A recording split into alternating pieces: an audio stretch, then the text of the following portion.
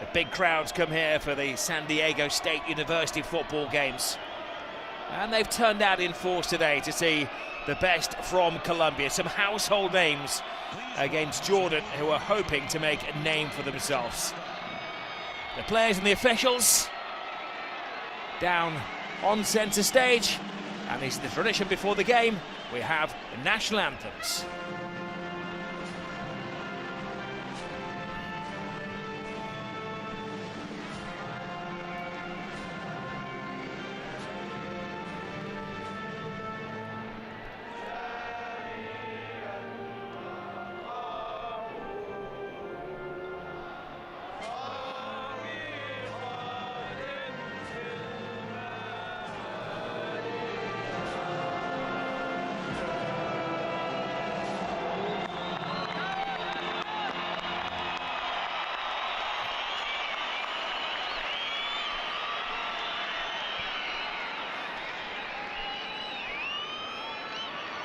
Please remain standing for the playing of the Colombian national anthem.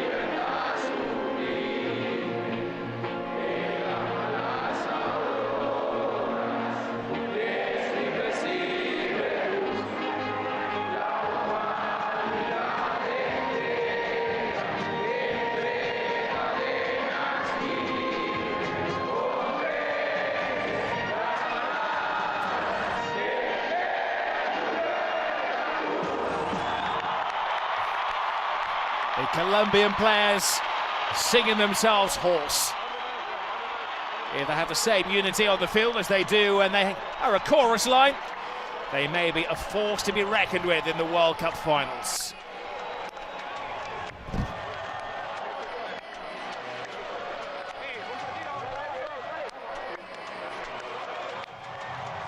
Only the second time that these two nations have ever met. The last time was 12 years ago. Here are the starting 11s presented by Bet Online. And first of all, Colombia. Good news for the nation. James Rodriguez is fully fit. He didn't get set too many games when he was at Minnesota United in MLS. Only 6 games, only 2 starts. But part of the exercise was to get himself fully fit to lead Colombia in the finals. Their star man, of course, these days is Luis Diaz, who has been a sensation for Bayern Munich after moving from Liverpool in the summer. And leading the line, one Luis Suarez, 38 goals for Sporting in Portugal. The officials today are led by Rafael Lopez, who has made the journey over from Mexico. He has the assistant referees from the United States. Big day for them as well. And this is the Jordan starting 11. Players looking to make a name for themselves. Keep an eye out for the number 10. They call him the Jordanian Messi. Every country's got a Messi, haven't they? El Tamari, who's played his football in Cyprus, Belgium, and is now starring for Rennes in France. As Ali said, they like to play a back three with a dad effectively working as a right winger, and on the left-hand side, the number 20, Abu Taya, getting forward as often as possible. They come into this game after a tough workout when they went to St. Gallen and played a very strong Switzerland side last week. Well, to your point, Rob, Altamar is so special that he was on the lineup twice.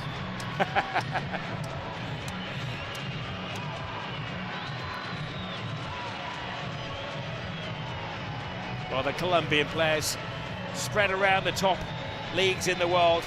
The Jordan players are largely the unknown. Al Tamari plays for Rennes elsewhere. They ply their trade in Iraq, Kuwait, South Korea, Malaysia and Qatar.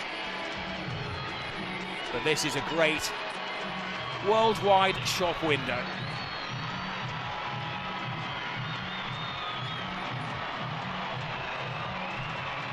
The drum roll before the game, the supporters on their feet, the hearts missing a beat. The final game on the road to the World Cup finals for Colombia and Jordan. Colombia kicking off. They did make the African Nations final in 2024, losing against Argentina. They had a fairly decent run. They had lost 2 games in a row, but they made their life difficult for themselves by arranging matches with France and Croatia in March, but then have teased their way into this game by playing against Costa Rica. They beat them in Bogota, a big send-off earlier in the week, a 3-1 success. And this, would you say Ali is looking like the 11, barring any injuries that would start the most important game? Maybe not against Uzbekistan, but a lot of rhythm. Is that going to be the case in the finals, though? Do you not think, Ale, with the number of games the players are expected to play in the sweltering conditions as well? Not every game is going to be pure entertainment. Well, I don't necessarily need it to be back and forth for it to be played with high quality. I like to see passes completed, and as of right now, over the last 10 minutes, neither Colombia nor Jordan have completed passes with any sort of consistency, penetrating passes that move defenders. Well, they're moving defenders out of the way here as Suarez tries to get in on the blind side. It's an either-or situation for the central striker role. It could be Cucho Hernandez or Luis Suarez. 2 players have been in good form for their club side. Suarez just looking for an opportunity. Arias takes it in his stride beautifully.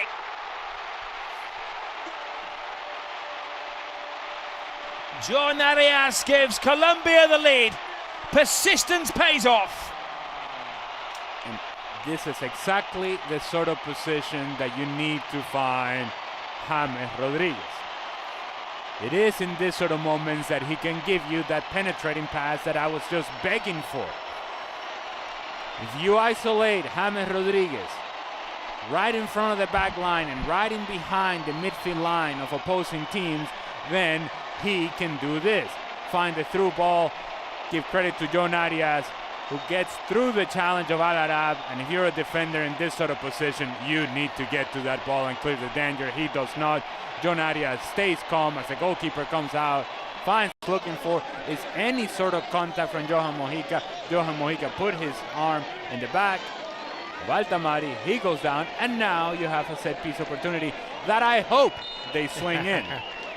Right, what is plan A here for Ihsan Haddad? Captain curls it away from the goalkeeper. I think they need to come up with a better plan than that. It's pretty basic. Colombia escape. Looks as though it could be offside. But now the flag stays down. Diaz is away, determined to score. Brilliant run, but side net and not back of the net for the determined Luis Diaz. He's well offside again.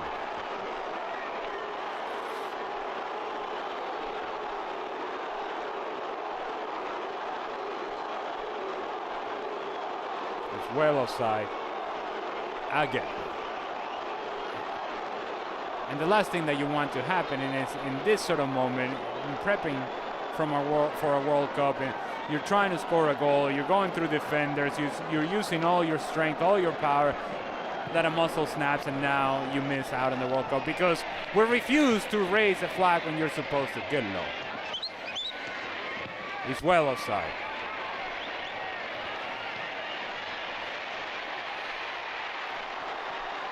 Here is Diaz. He was on the right, now he's on the left.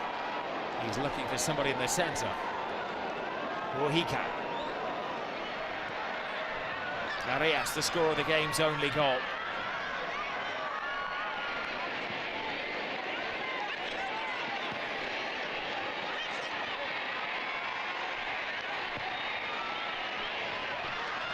Lukumi.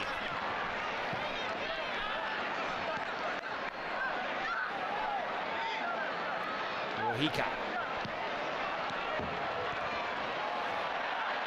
One of the more flamboyant fullbacks in world football. They've signalled just a minute to be added to the 45. I thought you told me that the cooling break was 3 minutes.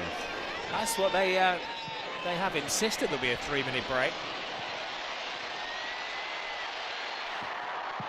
Sizing up the shot, goalkeeper had to scramble down there. Abul Alia is a little uncertain. Here's Lerma.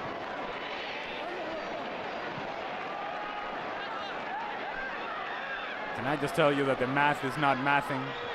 If the cooling break is 3 minutes, then why do we only have 1 extra minute?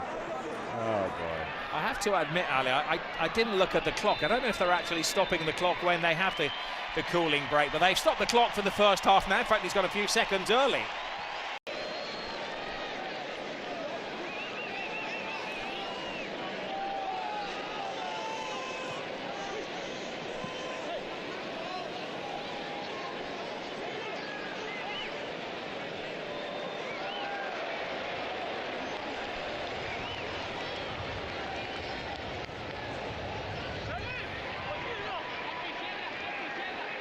There is Lerma. Looking to Mojica.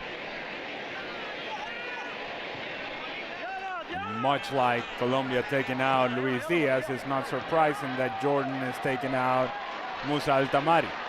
That's a great ball. Excellent run on the blind side as well. The goalkeeper hasn't quite got there and virtually scrambled off the line.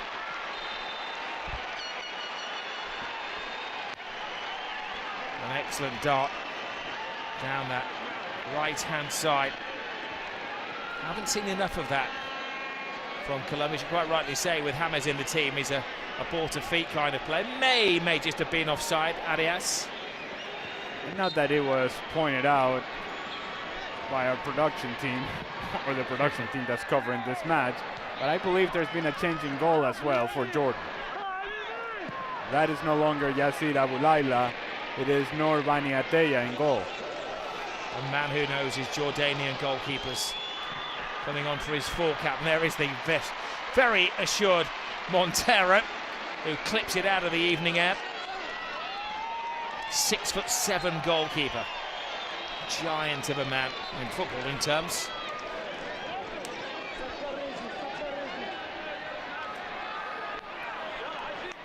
And while Montero did well in bringing the ball down, and there was absolutely no danger, and he looked very comfortable catching the ball, he did Richard Rios no favor whatsoever in rolling the ball out to him when there was already pressure coming from the Jordanian player. Oh boy, oh boy. Ooh, tell you what, James got away with one then because he was caught in possession. The Jordan players are not happy. Amadi felt that he just muscled James off the ball and done so fairly. And Oluwan thought he was through. He had a case. Well, I'm concerned about James Rodriguez losing the ball there, and that in itself is something that should not happen. The follow-up decision by the incoming player, Willer Dita, who has just come on the field, to sort of backheel the ball sort of to his goalkeeper without knowing whether a foul had been given or not, it borders on irresponsible. Don't you sit on the fence. Good Lord. There is James. Trying to impose himself upon the game. The furthest he went in an MLS match in his very short spell in Minnesota was at 64 minutes. He started only 3 games in League and Cup competitions. But as you say, when he's fit, and available for selection. He gets a game. Here is Hernandez away. He's beaten the defenders, but he can't beat the backup keeper.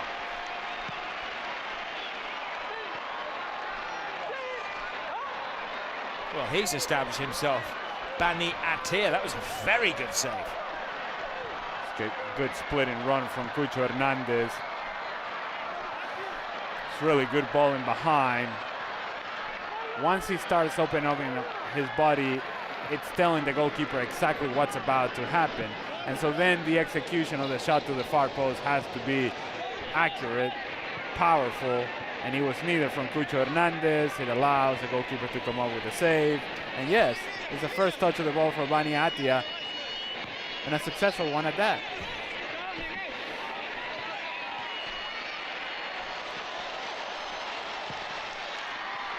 The ball across the face of goal, but just again.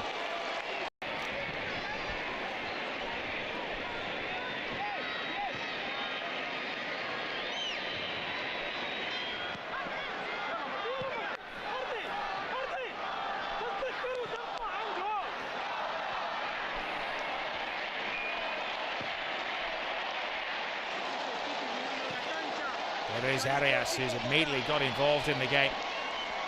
It's on the right back position, but he's more attacking. Lerma. Now James. Lets it go to Arias, takes it on, cuts it across the face of goal. Second. Superb team goal, finished off again by the man of the moment, John Arias.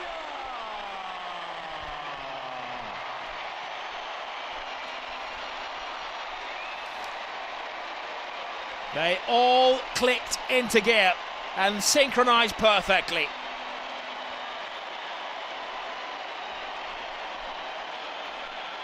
When Colombia are at their best, this is what they look like. The short passing game, the movement ahead of the ball,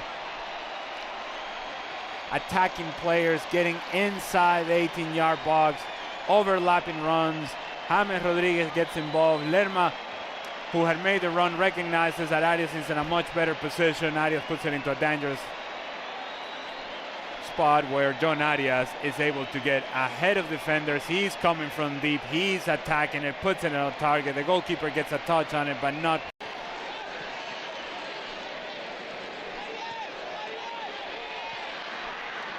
Safeway back is to the goalkeeper, wisely getting it as far away as possible is Bani Atir, but now Colombia coming on strong. You get the feeling a third goal is in the San Diego air.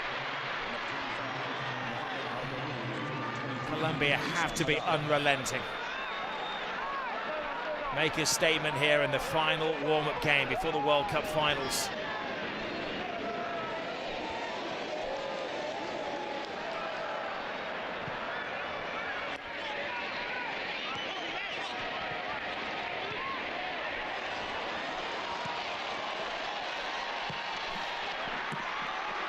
Goalkeeper had left his near post a little unguarded then. I don't think it was intentional or an invitation to try to beat him.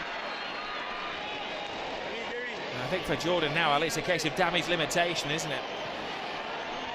Yeah, and honestly, when you think about their prospects in the World Cup, which I suppose we can go through their group and just kind of think, all right, are they good enough to beat Austria? Can they get something out of that match? Well, chances are probably not. Their game, make or break, is going to have to be against Algeria if they're going to have any sort of opportunity to put themselves in a conversation of maybe coming out of the group as a third-place finisher. We don't anticipate that they'll get anything against Argentina. So salvage something against Austria. In best case scenario, they beat Algeria, and maybe they're in the conversation. I'm throwing a lot of maybes and ifs and buts. I don't.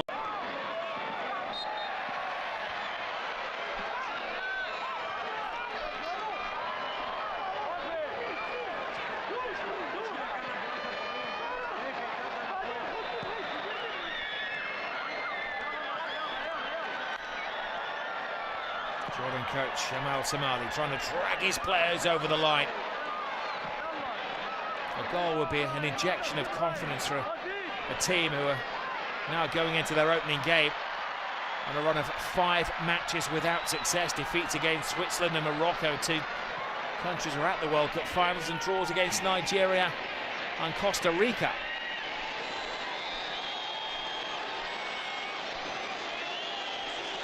Looking for a glimmer of hope in the San Diego sunshine. Azaya twists and turns. Al-Zadik runs into the maze, the trap that was set for him by the Colombian defenders. Al-Mahdi drops the shoulder, comes inside, looking for a sighting of goal. Finds one, great ball through, oh, but they can't trickle it in, and that was a very, very scoreable chance. It is so well done by Mahmoud Al-Mahdi. As he cuts inside, recognizes where the space is. It's a diagonal pass. And it's one that Al-Daoud has to put into the back of the net. At the very least, has to force a save from Montero. He does not. I'm guessing he's concerned as Montero is coming out that he has to rush his finish. But he had time to take a touch, even to get around Montero, if he felt like the presence of Montero was too close to him. It wasn't a convincing attempt, it wasn't a convincing finish, and so it's not surprising that he missed the opportunity. I think we may be due one more replay from the road to 26, brought to you by Turkish Airlines, but it'll be one that Al-Daoud doesn't want to see. So well done by Mahmoud Al-Mahdi too, as he's dribbling, he's cutting inside, and he's just looking out of the corner of his eye. All right, on the right-hand side, I got support, but there's got to be something better. There's got to be a better option, and he found that better option. Rios digs in, wins the ball back, looking for a third Turkish goal, but then he went easy as he was going eyeball to eyeball with the goalkeeper.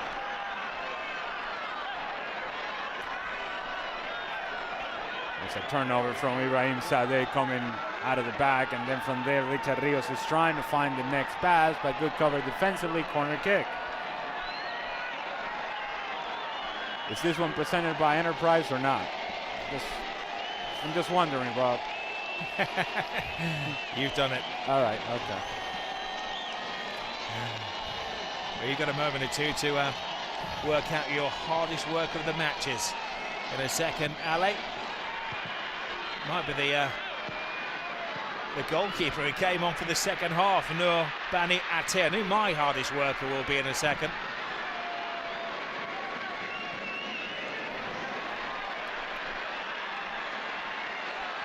Nice skill, definitely not offside. Oh, it looks like handball. Referee has a consideration, may go to VAR. He may just go a little easy on Jordan. There's no great appeal from Colombia. Maybe in a more crucial match they would have been surrounding the referee there. They're looking at it. Ah, they're looking at it, Rob. They're not listening to you, Rob. All right, okay, move on. No, absolutely, let it pass. Right. Only 2 minutes remaining.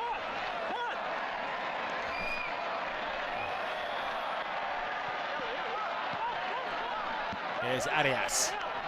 So when do I need to come up with this? Okay, right, here we